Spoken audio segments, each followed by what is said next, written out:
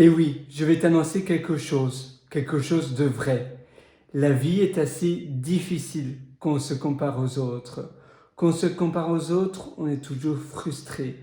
On pense qu'on est toujours à la ramasse parce qu'on voit les autres qui sont déjà arrivés à l'étape finale où nous on veut arriver et on ne voit pas toutes les étapes qu'ils ont dû faire. On ne sait peut-être pas ce qu'ils font chaque soirée. Et évidemment, il y a des courbes d'apprentissage qui sont différentes. On a tous et toutes une courbe d'apprentissage qui est plus rapide ou moins rapide et il faut l'accepter, il faut l'admettre. Sinon, on va vivre toute notre vie avec de la frustration et la frustration, justement, ça crée encore plus de problèmes et ça ne résout rien. Au contraire, il faut simplement accepter les choses comme elles le sont et avancer. T'améliorer petit à petit, c'est ça qui va te permettre d'améliorer ta courbe d'apprentissage également. Mais si tu te compares aux autres et que tu vois à chaque fois que les autres ont déjà fait tout ça et toi, peut-être que tu as 10 ans de plus et que tu penses que tu n'as encore rien fait, eh bien non, tu as fait des choses différentes. Tu as pris un autre parcours, tu as pris un autre chemin. Mais au lieu de te dire j'ai perdu 10 ans, non, simplement consume et investis ton temps d'aujourd'hui, de demain, d'après-demain. Par contre, le conseil que je peux te donner, c'est de ne pas remettre à plus tard ce que tu veux faire aujourd'hui. Aujourd'hui, c'est maintenant, donc il faut y aller sur le chemin. Tu vois, j'aime bien donner cette, on va dire, ce dessin où il faut aller aujourd'hui, il faut sauter dans le bain aujourd'hui au lieu d'attendre parce que le bon moment, il n'arrivera jamais. Il n'y aura pas de bon moment. Le bon moment, le meilleur moment, c'est aujourd'hui, c'est maintenant, il n'y en a pas d'autre. Alors oui, il faut y aller, il faut tout simplement se préparer et se dire voilà, peu importe si il s'avère que c'était une mauvaise décision ou peut-être quelque chose que j'aurais pas dû faire, j'ai envie de le faire. Si je ne le fais pas, je ne le sais pas. Peut-être que je crée ma société aujourd'hui, je m'inscris sur le site du gouvernement ou sur le site de formation, tu sais, Foundation Company, et j'incorpore ma société. Je vais à l'étape suivante. Je fais la chose d'après. Toujours voir ce que tu veux faire aujourd'hui et puis pour le lendemain, tu vas réorganiser tes journées, tu vas réplanifier tes journées. D'ailleurs, ici, j'ai mon ordinateur que je peux te montrer après par la suite, mais toujours aller de l'avant. Alors, l'autre chose que je voulais également te parler, c'est le principe du vase, ou plutôt du verre opaque, que j'aime bien expliquer. Parfois, on ne change pas et on pense que la vie est tout simplement bien comme cela. On se dit que comparé aux autres de notre village, on a déjà fait énormément. Mais on n'essaie pas de changer, on n'essaie pas de voir autre chose. On se compare tout simplement à son pays, à sa ville, à l'endroit où on habite, à sa famille, au lieu de se dire non, je peux aller à l'étape suivante. Non, je peux faire autre chose. Et c'est vrai qu'il y a toujours une meilleure manière de faire les choses. Et le vague opaque, c'est tout simplement le vase ou le verre opaque, c'est tout simplement penser que tout ce que tu sais, c'est la réalité. Et en réalité, non. La réalité, c'est tout ce que tu ne sais pas. C'est un peu comme si on mettait des rats ou des souris à chaque étage d'un immense immeuble. Les rats et les souris pensent qu'elles connaissent très bien l'étage où elles se trouvent. Elles se disent, voilà, moi, je sais exactement où est la nourriture, où est le point de lumière, où se trouve la source d'eau. On connaît très bien notre environnement, on connaît tout par cœur, on n'essaie pas de voir autre chose, on n'essaie pas de changer parce qu'on connaît très bien notre étage. Mais ce que les souris ne savent pas, c'est qu'elles se trouvent à un seul étage et qu'elles se trouvent dans un immeuble, dans une tour avec plein d'autres souris à d'autres étages. Elles connaissent simplement où elles sont, donc elles pensent qu'elles connaissent par cœur leur environnement et qu'il n'y a pas de raison de changer parce que elles savent ce qu'elles savent, mais elles ne savent pas ce qu'elles ne savent pas. Et c'est ça qu'elles ne savent pas. Et donc, elles n'essaient pas d'itérer, de voir autre chose, d'aller peut-être se challenger. Et c'est le danger, parce que alors, si tu fais ce que tu as toujours répété, eh bien, tu auras simplement la vie que tu as déjà et toujours eue. Tu n'auras jamais de nouvelles choses. Il faut aller de l'avant, il faut faire autre chose, il faut voir autre chose pour pouvoir avoir une vie et un style de vie différent, un style de vie que tu mérites réellement. Et c'est vrai que parfois on est limité à cause de nos croyances limitantes, à cause de nos barrières. Oui, ce sont des barrières qui te limitent, des barrières qui sont invisibles, mais elles sont là. Et la seule limite qui existe, ce n'est pas une réelle limite, c'est la limite que toi tu t'imposes. Il n'y en a pas d'autre. Je vais essayer de voir si je peux retrouver l'analogie avec les souris. Je ne sais pas si c'était sur mes notes que j'avais écrit cela.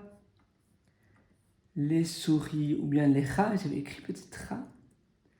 Des rats, le concept non, ça c'est la rat race, c'est un peu différent. La rat race, bon, si ça t'intéresse, le concept, on peut aussi un peu changer de topic, mais c'est pas finalement aussi opposé que cela, parce que ça se tient également. Donc le concept de la rat race, donc la course au rat, a été inventé dans les années 1950 pour désigner la compétition effrénée qui existe entre les personnes qui veulent obtenir le meilleur diplôme, puis après le meilleur job, donc le meilleur diplôme, les meilleurs diplômes plutôt, donc ça sera d'abord un bachelor, et puis après une licence. Bon, le bachelor, ça dépend des pays. Le bachelor des pays anglo-saxons, c'est la licence en France, mais c'est vrai que le baccalauréat en France, c'est les études supérieures, secondaires plutôt. Donc, quand je dis baccalauréat, moi, je veux dire licence en réalité. Donc, licence, on va dire ici, licence, et puis après le master, et puis après un PhD, et finalement, donc un doctorat, et finalement, c'est sans fin. Puis après, le meilleur job, et puis finalement, souvent, un travail stressant, usant, sans âme, qui apporte très peu, surtout en bonheur, peut-être en argent, mais finalement, en argent, pas plus que ça, parce qu'il y a l'argent en tant qu'employé, mais on n'a jamais le fuck you money. Tu sais, le fuck you money, c'est aussi un terme anglo-saxon qui veut dire, une fois que tu as du fuck you money, tu peux dire, voilà, fuck you à ton boss, et tu t'en vas et tu crées ton style de vie rêvé, le style de vie que tu voulais absolument avoir, sans avoir besoin de ton manager, de ton boss, de ton employeur. Et finalement, mis à part des satisfactions donc, qui sont assez matérielles et superficielles, de travailler dans une entreprise, donc tu te dis, waouh, j'ai étudié avec un stress. Étudier, d'ailleurs, c'est très mauvais pour la santé parce qu'on mange mal, on est stressé, on dort très mal, c'est énormément de sacrifices pour après avoir un job que l'on n'aime même pas. Et finalement, à quoi bon? Et l'image de ça, eh bien, ça vient des rats de laboratoire qui font la course dans des labyrinthes pour récupérer un morceau de fromage pendant que les scientifiques les regardent et les surveillent pour voir si, s'ils font bien leur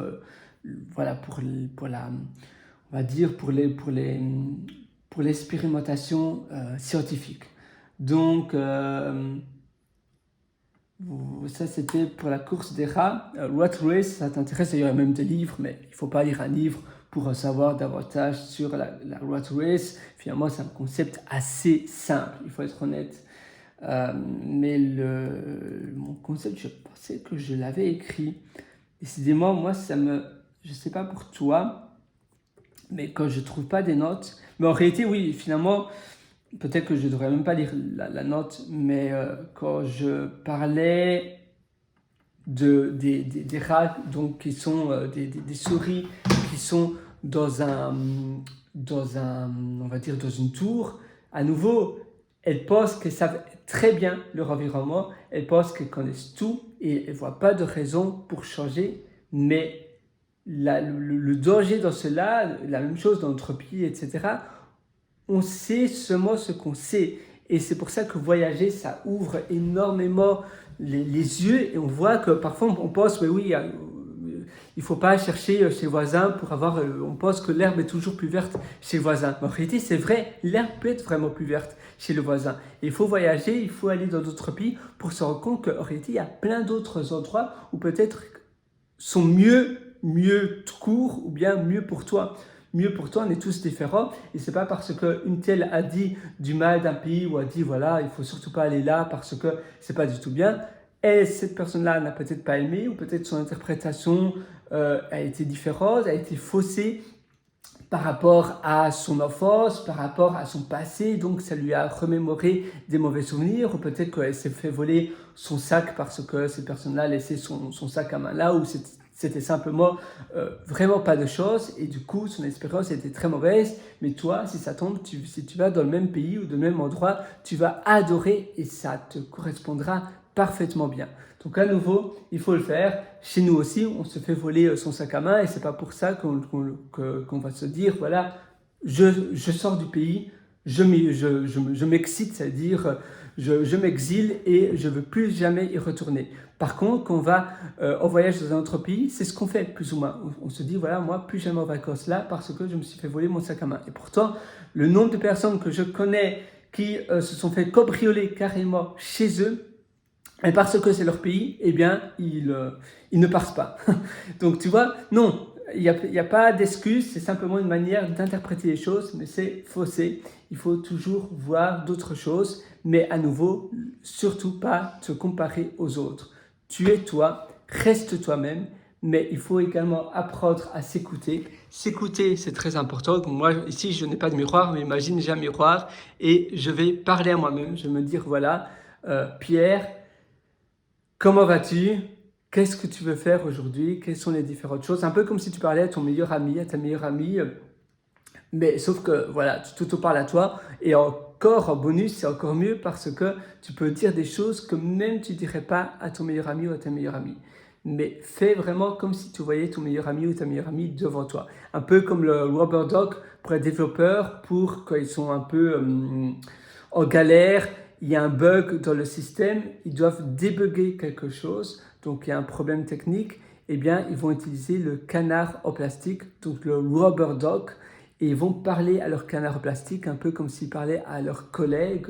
Et en une fois, ils ont une étincelle, ils ont le haha moment, ils se disent oui, voilà, je sais quoi faire, je sais qu'est-ce que c'était le problème. Simplement en expliquant leur galère et qu'est-ce qu'ils ont déjà fait dans le langage informatique. Voilà, j'ai déjà été là, j'ai déjà mis un breakpoint là et ça n'a pas été. Et boum, ils se disent, mais oui, en réalité, c'est ce refactoring là que j'ai fait qui a fait qu'une variable était indéfinie, était undefined, et c'est ça qui a causé le problème.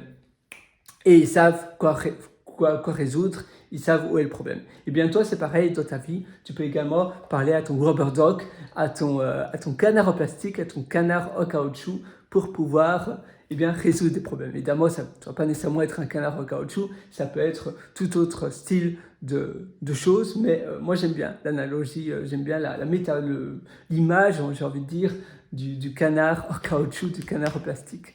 Donc tu vois, ça peut, ou même tu sais les jouets que tu donnes à ton chien ou à ton chat, les vilains jouets, d'ailleurs on peut regarder, rien que pour le fun, moi j'aime bien, ça me distrait, je sais pas pour toi, moi c'est, oula, il ne faut pas que mon PC tombe, si je tape canard, non, là on va pas taper canard, on va simplement mettre toy.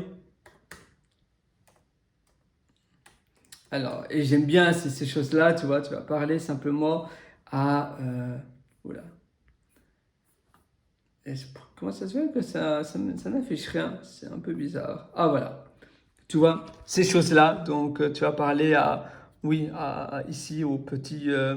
qu'est-ce que c'est ça? Ça, je pense, la première photo, je pense que c'est un platypus. Un platypus, c'est un animal australien, platypus.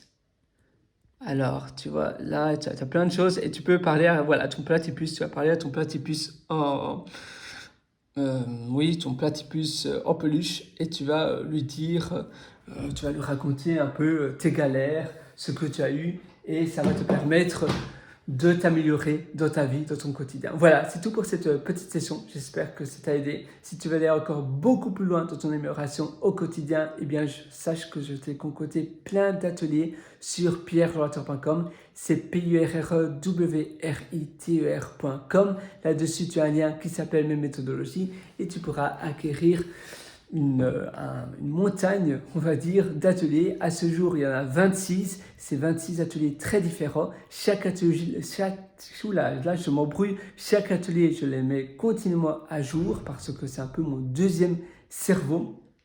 Ce sont des ateliers donc différents, mais je ne vais jamais sortir une version 2, une version 3 et te refaire payer ou te refaire, voilà, te dire, voilà, il y a une version 2, maintenant, si tu veux la version 2, tu dois à nouveau acquérir la version 2. Non, tu auras les mises à jour continuellement à l'infini, à vie. Je les mets tout le temps à jour, mais tout le temps, tous les ateliers. Encore aujourd'hui, ce matin, je mettais plusieurs ateliers à jour parce que, comme je t'ai dit, pour moi, c'est mon deuxième cerveau.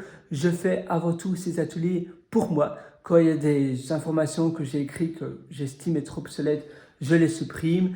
Et à chaque fois, les nouvelles choses que j'apprends, eh bien, je les mets à jour. Je lis continuellement, tous les jours, tous les matins, tous les soirs. Je lis avec ma Kindle. Donc, c'est pour ça que je dis que je lis continuellement parce que finalement, l'apprentissage, tu sais, c'est en continu.